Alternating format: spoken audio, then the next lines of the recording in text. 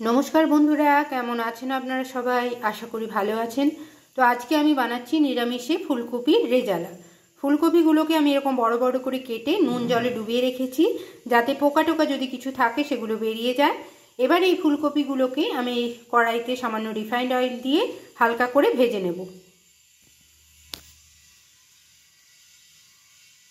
যতক্ষণ ফুলকপিটা ভাজা হচ্ছে ততক্ষণ এখানে আমি রেজালার মশলা বানিয়ে নেব। তাতে নিয়েছি এলাচ, দারচিনি, লবঙ্গ, জায়ফল, জয়িত্রী, মৌরি আর জিরে। এগুলো পরিমাণ মতো নিয়েছি। যতটা ফুলকপি আপনারা করবেন সেরকম পরিমাণ বুঝে নিয়ে এগুলোকে ভালো করে একটু ভেজে নিয়ে রোস্ট করে গুঁড়ো করে নেব। এটি হচ্ছে রেজালার মশলা। মশলাটা ভালো করে ভেজে নিয়েছি। জিরে আর মৌরির সুন্দর একটা স্মেল আসছে ভাজা ভাজা। এই সময় এটাকে নামিয়ে নিয়ে গুঁড়ো করে রাখবো। রেজালার মশলাটা গুঁড়ো করে নিয়েছি। এবারে একটি মশলা বানিয়ে নেব। তার জন্য নিয়েছি এখানে কিছুটা কিশমিশ, পোস্ত, চালমগজ, কাজু। এটাকে আমি এই 1 কাপ দুধ মতো আছে, এই দুধ দিয়ে ভালো করে পেস্ট বানিয়ে রাখবো। ফুলকপিটা এখানে হালকাভাবে ভেজে নিয়েছি। আর এখানে ওই পেস্টটা, পোস্ত, কিশমিশ, কাজু, চালমগজ, এই পেস্টটা তৈরি হয়ে গেছে আমার। দুধ দিয়ে বেটে নিয়েছি ভালো করে। কড়াইতে কিছুটা ঘি গরম করে নিয়েছি। ফোড়নে দিয়ে দিচ্ছি কটি গোলমরিচ আর একটু শুকনো লঙ্কা। ফোড়নটা ভাজা হয়ে গেছে, এর মধ্যে দিয়ে দিচ্ছি কটি চিড়ে রাখা কাঁচা লঙ্কা। আপনারা কাঁচা লঙ্কার পেস্টও দিতে পারেন। সঙ্গে আদা বাটা। একটু ভালো করে ভেজে নেব আদাটাকে। আদাটা ভালো করে ভেজে নিয়ে এই যে তৈরি করা পেস্টটা দিয়ে দেব। এবার যতক্ষণ না তেল বেরিয়ে আসছে ততক্ষণ ভালো করে কষিয়ে নেব। যেহেতু এর মধ্যে কাজু দেওয়া আছে তাই লেগে যাওয়ার সম্ভাবনাটা বেশি। গ্যাসটা একদম লো হিটে রেখে ভালো করে কষিয়ে নিতে হবে, বারবার নাড়াচাড়া করে।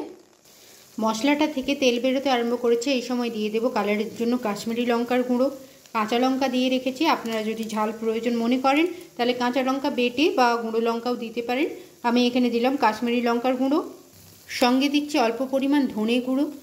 জিরে গুঁড়ো দেওয়ার প্রয়োজন নেই, ধনে গুঁড়ো দিলেই হবে। এবার একটু কষিয়ে নেব।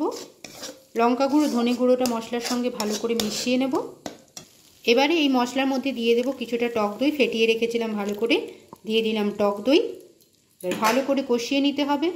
গ্যাসের ফ্লেমটাকে ওই লো মিডিয়াম হিটেই রাখতে হবে, বেশি বাড়ালে চলবে না, কারণ লেগেই যেতে পারে। একদম কাজু আছে তাই সম্ভাবনাটা খুবই বেশি।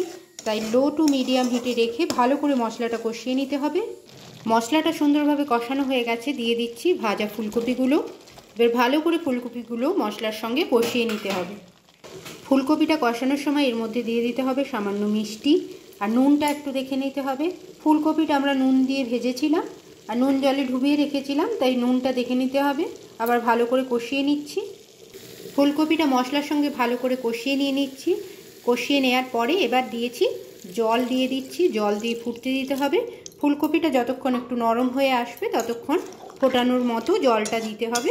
পরিমাণটা আপনারা একটু বুঝে দেবেন যে ফুলকপিটা কতটা জলে সেদ্ধ হতে পারে, সেইভাবে দিয়ে মশলার চারদিকের মশলাগুলোর সঙ্গে জল, ফুলকপি সব ভালো করে মিশিয়ে নেব। দিয়ে চাপা দিয়ে ফুলকপিটাকে সেদ্ধ হওয়ার মতো ফুটতে দেব। আর মাঝে মাঝেই চাপা খুলে নাড়াচাড়া করতে থাকবো। এই দেখুন, চাপা দিয়ে মাঝে মাঝে নাড়াচাড়া করে ফুলকপিটা আমার প্রায় সেদ্ধ হয়ে গেছে আর সাইড দিয়ে তেলও বেরিয়ে এসছে।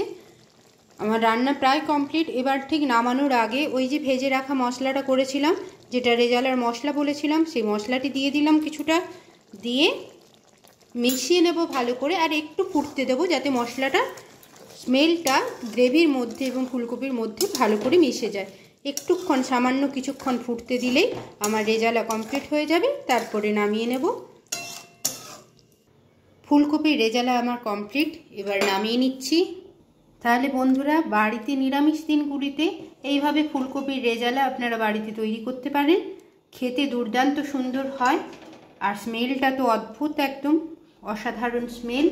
বাড়িতে এইভাবে একবার বানাবেন, খুব সুন্দর লাগবে আপনাদের।